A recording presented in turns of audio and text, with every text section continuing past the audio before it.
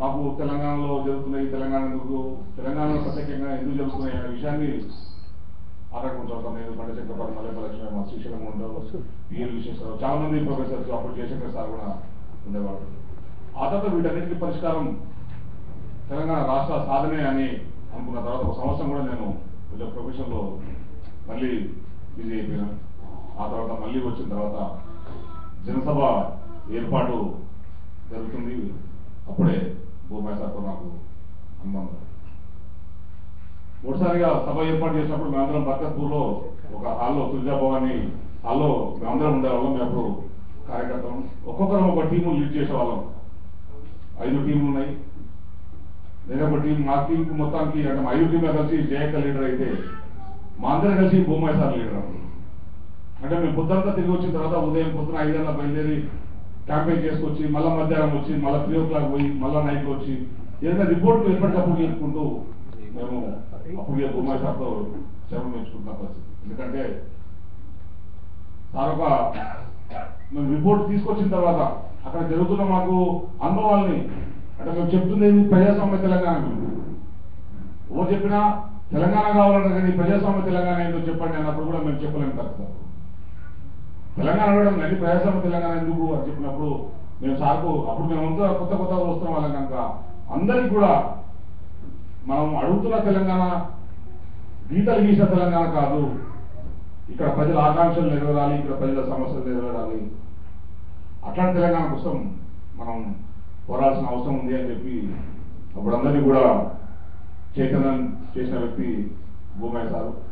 అప్పటి నుంచి ఇప్పటి వరకు కూడా చాలా సందర్భాల్లో నేను మీడియాలో పోయి మేమందరం కలిసి శ్రీశైలం మేము అల్లనారాయణ సార్ గారు పోయి జర్నలిస్టుల ఫోరం పెట్టామంటే కూడా అది తప్పకుండా తెలంగాణ జనసభ స్ఫూర్తి అని మేము సందర్భంగా ఇప్పటికీ మేము చెప్పుకుంటాం.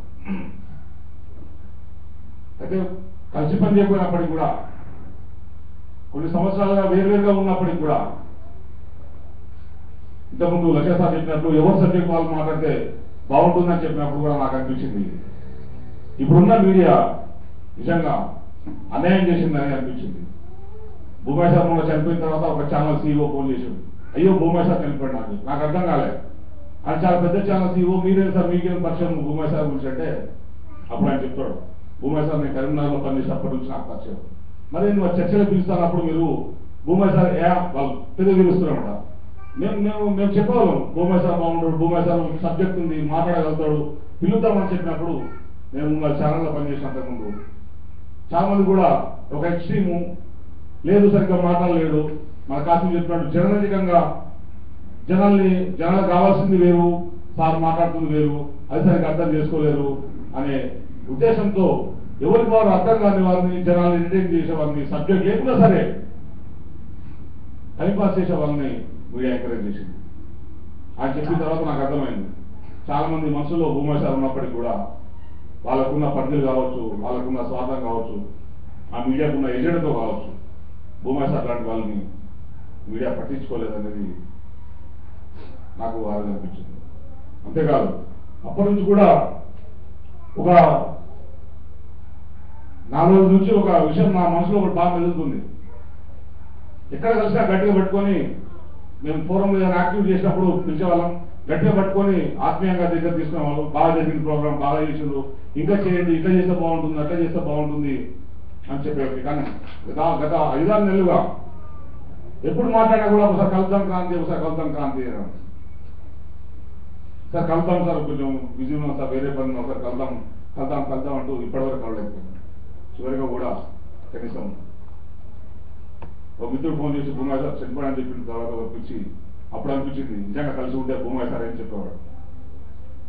మేము చేస్తున్న పద్ధతులు, మేము ఉద్యమంలో తెలంగాణ కోసం అంతో ఇంతో భూమాయ సార్ లాగా కమిట్మెంట్లా కాకపోయినప్పటికీ కూడా ఒక బాధ్యతాయుతమైన తెలంగాణ బిడ్డగా మేము చేస్తున్న దానికి భూమాయ సార్ అవగాహన, ఆయన ఆలోచన ఇంకేమైనా యాడ్ చేసి ఉండేవాడేమో అనే ఫీలింగ్ 3 రోజులుగా మేమందరం మాట్లాడుకుంటున్నాము. అలానే సార్ మేము కూడా చాలా సందర్భాల్లో అందరితో కూర్చోవాలని చాలా సందర్భాల్లో అనుకునే వ్యక్తి అయినా కూడా మాకు ఇప్పటికీ రోడ్డు కనిపిస్తుంది. అయినప్పటికీ కూడా భూమాయ సార్ ఆశయాన్ని ఏదైతే తెలంగాణ కోసం కాదు, ప్రజాస్వామ్య తెలంగాణ కోసం తను కలగన్నాడో ఇప్పుడు వచ్చే తెలంగాణ భూమా సార్ కోరుకుంటున్న తెలంగాణ కాదు, మనం ఇంకా భూమా సార్ కోరుకున్న తెలంగాణ కోసం పోరాడి ప్రజలు ఆకాంక్షలు నెరవేర్చే తెలంగాణను సాధించినప్పుడే, నిజమైన తెలంగాణ సాధించినప్పుడే భూమా సార్ లాంటి అమరుల ఆశయాల్ని మనం కొనసాగించిన వాళ్ళైతాం, వాళ్ళ ఆత్మకు శాంతి చేకూర్చిన వాళ్ళమైతామని చెప్పి చెప్పుకుంటూ నాకు ఈ అవకాశం ఇచ్చినందుకు టీఆర్సీకి కృతజ్ఞతలు.